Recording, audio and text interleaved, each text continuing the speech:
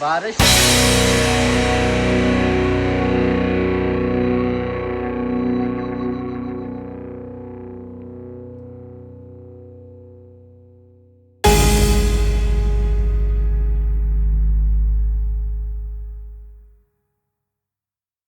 मैं आपका मेज़बान मोइन खलील देखिए अपना family YouTube channel Kotli official उम्मीद करना सो सारे ठीक हो सो खुशबाश हो सो तो अल्लाह ताला ने इज्जो अमान हो सो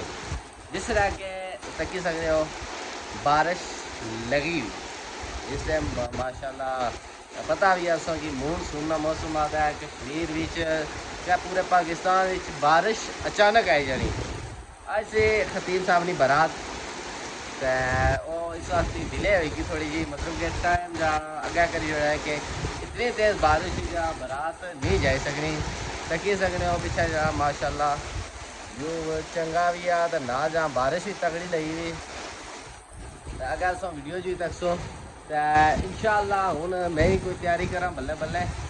फिर अगर असा उन्होंने घर पहुँचना भी आ फिर दूल्हा भी बक्सी फिर उसके बाद जरा उसी तोड़ना भी आता है इंशाल्लाह जरा उसको साढ़े नाल है तो बिल्कुल जरा ना एक बड़े मज़ेदार वीडियो भी होसी